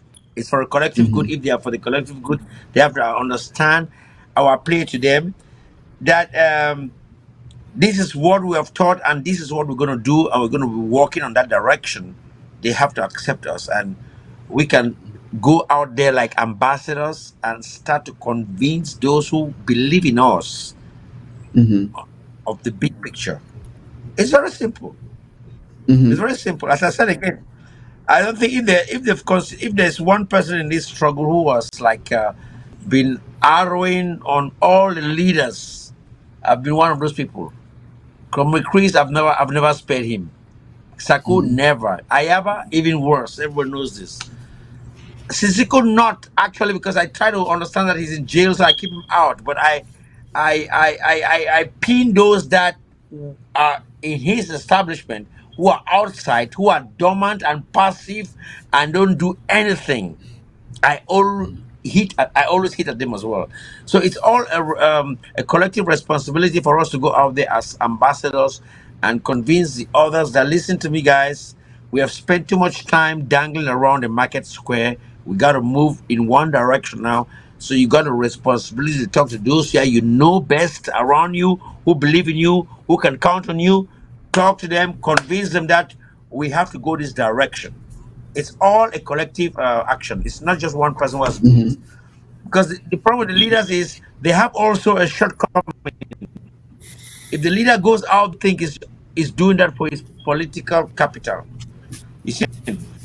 So we, like the free people, there's one thing everyone knows, that if there's something that I look out for in Ambazonia is LGA by county. If you're not for LGA by county, you're my enemy already. Because that's Okay. how I see that I'm going to build I up like. that 15 kilometers road from Befang to Mile 50. It's only through my LGN Mm-hmm. County. Okay? So it doesn't matter what, if you're not for LGN County, you and I are going to have a war. We're going to have a war, because it's the only way that we can distribute our responsibilities, spread the enemy thin, kill the enemy, and move on. As Uh, long as we want Amazonia, all, all the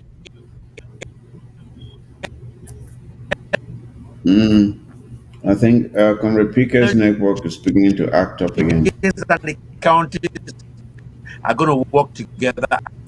At the end of the day, we're going to have a wonderful Okay. All right. I think we hear you there, Comrade PK. Your network is slowing down a little bit again, but maybe if you just hold up, it may steady up. But I think we got your point that you like for us to go down and start from the county and LGA level, which I also support. Though I support that. It's a good thing because we have to get out of this centralized form of governance that La Republic has put us in. That is why things go bad, because everything you have to travel to Yaoundé.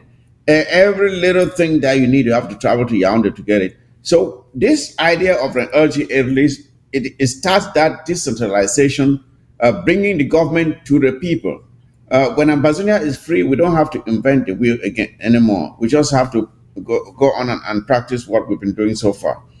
But again, I will come to. I want to say this. We have to get away from this always complaining mode to a problem-solving mode, where when we come together, we should be asking ourselves, how can we do this better? Even when we are complaining about the things that have been done wrongly, we should say, but how could we have done it better? Huh? How could we have done this better? If we start thinking like that, instead of just saying, "Oh, why did you do this wrong? You did this wrong. Ah, look at this. Why are you so stupid?" We get from that and say, "All right." And people should be humble enough to admit when they get it wrong. It is not. It is not. You are not less of a person if you admit wrongdoing. And apologies. People look at apologies like a sign of weakness. On the contrary, I think only the very courageous apologize. Feeble minded people find it hard to apologize. Those who are courageous enough, They see there's power in an apology. It normalizes you. It makes you of a human than a robot when you are able to humble yourself and say, "I'm sorry." It draws people to you. So we should start learning how to live that kind of life. So again, as I said previously, and Comrade PK, I don't know what's wrong with your camera again. I would like you to come on camera because I like for us to make a pledge right here. Um, I like for us to make a pledge right here with each of us that we will not give up on Ambazonia. We will not give up on Ambazonia, and we have to look beyond, and that we are going to look beyond the minor differences that we have, the minor mistakes that we have made. We are going to look beyond that, and look at the big objective or the bigger goal. We will do that for ourselves and for our organizations. What I'm saying is if we on this panel can pledge that from this moment on, we are going to turn the page and set the example in our various institutes, organizations, and in every forat where you are, that even when you find people feuding on things that are irrelevant to the struggle, that you will be that person to go in there to diffuse that environment and bring normality and focus and redirection to those who are marking time and wasting their time on things that are not relevant to the struggle. We should not just say the things we have said here in words only, but we should exemplify our words with our actions out there. And I would like for us to take this pledge that here today, all of us, if the studio can put all four of us on the screen, and we all make our pledge that from this day forward, we are setting the example for that unity and collaboration that we have much talked about, but which has been so elusive, that we will set the example from this day forward by how we interact with others, speaking to others as we want to be spoken to, doing to others as we would want them to do to us, and making sure that we prioritize the liberation and the freedom of Ambazonia above everything else. Can we pledge that? Comrade Sama, can you start by giving us your word that you are going to do that from this day forward?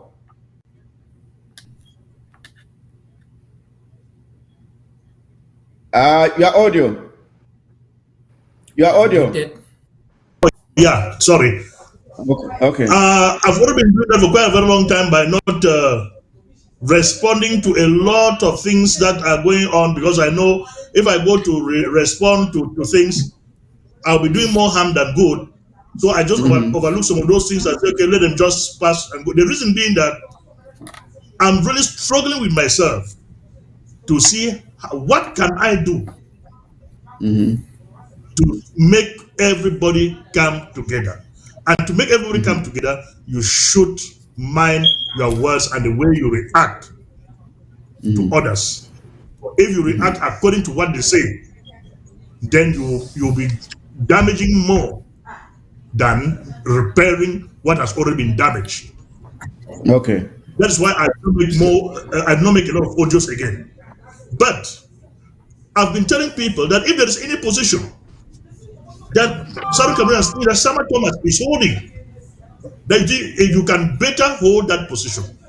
Please come. I will gracefully shift aside, give that position to you, and throw my weight behind you as much as I can do. For I am a maker of leaders and not a leader myself.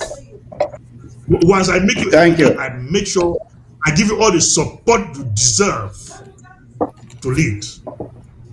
Yeah, So, Honorable Sama Thomas, I know that you have been doing it, but I want to make that pledge here now again afresh, even if you have been doing it for the sake of this program.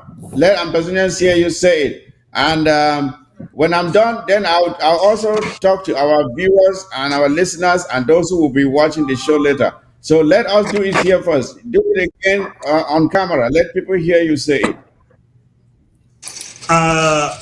Sitting here now, I pledge to myself and the Southern Cameroonian people that I will do everything possible within my reach or capacity to see that all of us come together for the purpose of the liberation of the Southern Cameroons, despite the fact that I've received all the negativity from who want to paint me black. I will forgive them and make sure we work as a team. I will pick up my phone now, hence, to call those that call them. I've done that, but some of them have decided never to pick my calls. But I will still try again. Why not? Even Comrade Sako. Oh, thank you very much. Thank you very much, Uncle Sama Thomas. That is exactly the spirit, and I appreciate it. SAS Frank, it's your turn. Okay, can you hear me? Yeah, I can hear you. All right. To me, it is an honor and a privilege to have such an opportunity. And so, in respect to unity and collaboration, I, Frank Mendi, I do pledge to work in collaboration and in unity with all other Ambazonians and supporters of our cause for the freedom of homeland. We have one goal, one country, Ambazonia, for all Ambazonians. So if it is you or me who wins Ambazonia, you will be winning for all of us. I will be winning for all of us. So help me God. Thank you very much. Thank you very much. Comrade Pique, I guess it's now your turn. Yeah, but Comrade Mike Fusi, Comrade Franco, Comrade Sama, I've been the man out there always talking about these things. To me, it's the simplest thing. It's the simplest thing to pledge for actually working with each and every person. Everyone knows me. Some people say I'm a prostitute because I'm everywhere. And some people are like, oh, you went to this forum, what they call it in is it ABS TV? I'm for everybody. Nobody stops me. As long as they give me an opportunity, I come in and say what I can say because I'm for the collective good and everything. I pledge. I pledge to actually work with each and every Ambazonian who is against the invasion, the conquest, the colonization of our homeland, which is so precious to us. No doubt about that, no compromise. That's the most important thing. And we Thank have to you. extend this to those who think are our leaders so they understand that that's what we want because we are the ones who empower them if we will respect them. Thank you very much, Comrade Pique. I really appreciate that. And I think Ambazonians are listening. And let me do my own pledge before I talk to the people watching. I came into this struggle when I traveled home for the burial of my father sometime in 2016. And when I got home, I got a vehicle and I drove to the place where I was raised. And I drove past my own house where I was raised, and I did not recognize it. I did not recognize it. That is how the environment had changed to a point where I did not know where I was. And I saw the condition of living, and it was like going to hell. And I came back and I said, no, this cannot continue. And that's when I decided to join the struggle. And from that moment to this day, I have been in it. Now, I'm pledging here that knowing what our people been through and are still going through on a daily basis. There is no emotion that I will feel. There is no pride that I will have that will stop me from working with anybody who is genuinely committed to the liberation of the Southern Cameroon Symposium. Nothing will stop me from working with anybody. And by extension, if there is any network out there, any other media outlet that is for this struggle, that wants me to appear there, I will appear, whichever. And I will speak my mind, I will say my word without fear or favor. When you speak the truth, you don't have to be afraid of anything. So I'm open to appearing and talking to anyone who is truly committed. That's the only condition. You have to be truly committed to the liberation of the Southern Cameroon. And to that, I give my word. Now, I want this exercise not to end here.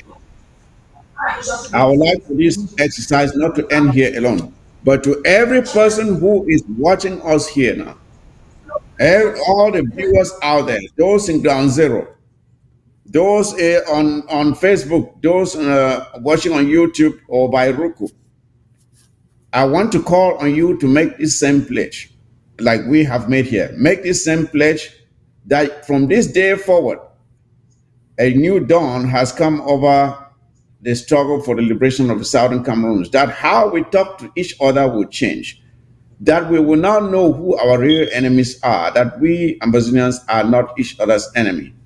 Our enemies are those who are marching into our territory, breaking into houses, burning our mothers and fathers alive at home, killing our children on the streets, raping women, doing all manner of horrible things to them. Those are our enemies. And I hope that we start setting the right priorities from this day hence. And with that, ladies and gentlemen, I will ask you just to take 1 minute each to give your final statements, and we will call it a day on this show today. So I will start with you, Honorable Sama Thomas. Your final statements, your final comments for today, and we will call it a day. And I want to, first of all, really thank all of you for taking the time to appear on this show today. And I hope that it will mark a punctuation mark as to how this revolution is prosecuted henceforth. Honorable Sama Thomas. Your audio again. Okay, you're good now. Go ahead. You're good. You're good. To come and share my opinion with people like, with comrades like PK and SOS Frank. There is nothing on earth, so far as human relation is concerned, which is more than reconciling yourself with your brother. No matter whatever any Southern Cameroon has ever done to me or I doing it to you, it was because of the Southern Cameroon's liberation quest. Beside or without that, I couldn't have known Comrade Mike and PK, not to talk of Comrade Frank. But because of this common goal, we are bound to behave and work like brothers and sisters. I forgive everybody that has ever erred against me, and also plead that if I've erred against you, forgive me as well, and let us hold by the bigger picture, which is liberation of our land, dear to our hearts, and not our little differences. And I say to those on the ground who are fighting, the struggle has taken another twist and turn. Every step you move on the ground, please think twice before you make a move, for what is coming might sweep you off your feet, for it is a tsunami that is on the way. So everybody should be very, very careful. Okay. Thank you all. Thank you, Honorable Sama Thomas. Comrade PK, let me give you a second word this time. Your final comments for today's show. The first thing is I appreciate very much that you contacted me to get into this show, and I'm so happy that I met my brother Franco. I met Sama Thomas. As I said, we've been fighting, but not fighting out of hatred, but fighting out of decision or opinion difference. And see, at the end of the day, we have the same goal, and we know exactly the stakes, what is at stake, and we have to enforce and encourage those brothers down there at ground zero who are who are on the line of fire. You see, so we have to have at least our own responsibility and take to it to be able to motivate them and not them lose hope, because the more we have fights out here, the more these guys get discouraged, and it's not to our advantage, but to the advantage of the enemy, who is so mighty, so strong, So it's very simple without much emphasis that I expect and I hope, and I'll also give my support, is that our people try to reconcile themselves and work as one, because that's what really matters at the end of the day. Our only asset in this struggle is our coming together. That's what is the capital. Thank you. Thank you, Comrade PK. And again, I want to really thank you for accepting my invitation. And please, let this only be the beginning of more appearances. Let us talk more, maybe on other topics, but there's a lot to cover in this struggle and a lot of encouragement that our people on the ground need. So let us be only a beginning, and more of these to happen. Thank you again for coming. And Thank you so as much. I was Frank, I guess you're the last person to make your own comments. Okay, thank you for giving me this chance again.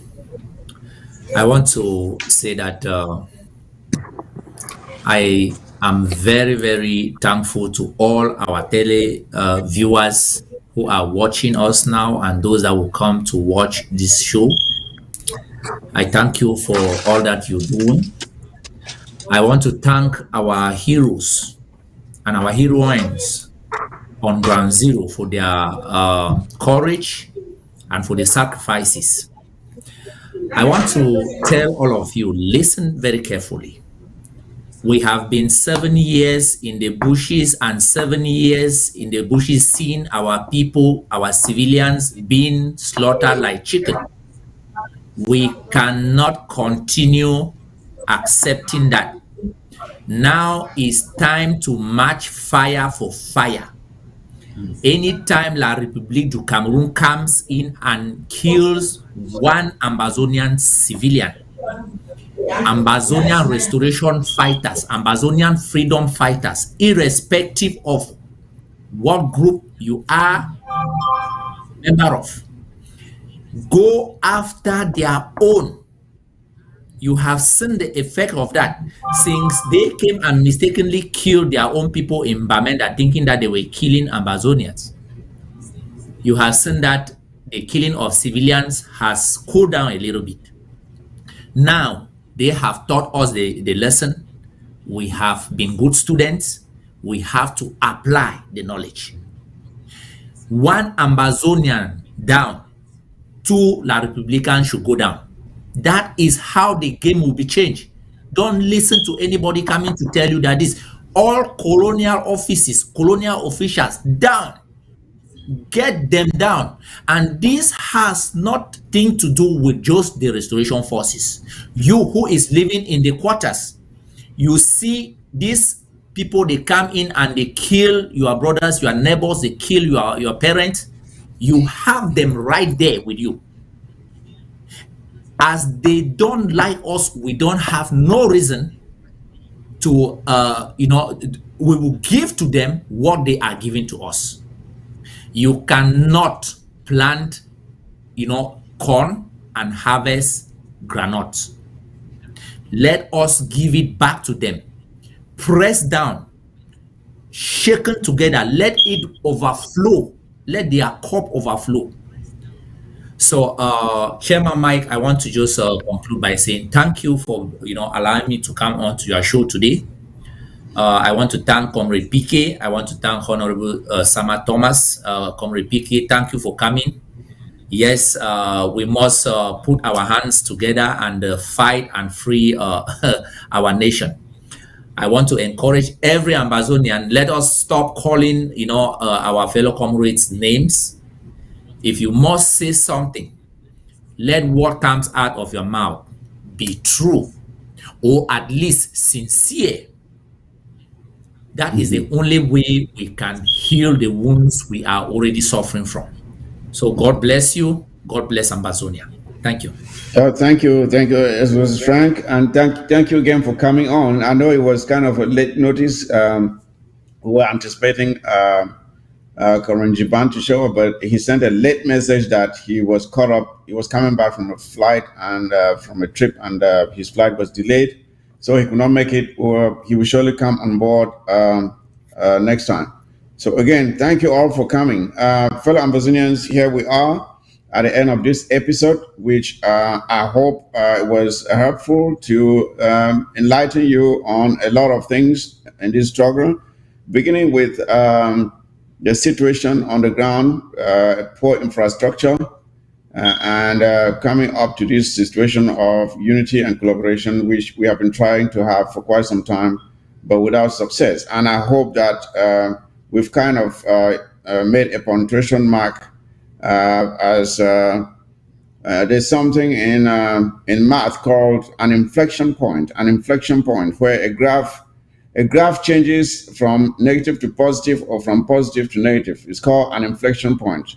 Let us assume that the graph of the Ambazonian struggle that has been kind of trending almost downward will hit this inflection point and start going back up, because we will start working together better than ever before. So I want to thank you all, and for the commitment that we have made here to ourselves, those of us on the panel. We hope that each one of you out there will make this same commitment to yourselves and to your organizations, wherever you believe you belong, that you will make this same commitment to make a change for the better going forward, that you will speak to others as you want to be spoken to, and that you will not slander others because you don't want others to slander you, that you only speak the truth. I'm not saying that when we are absolutely convinced that a comrade is doing something that is wrong, we cannot call them out on it, but it has to be based on facts and the truth.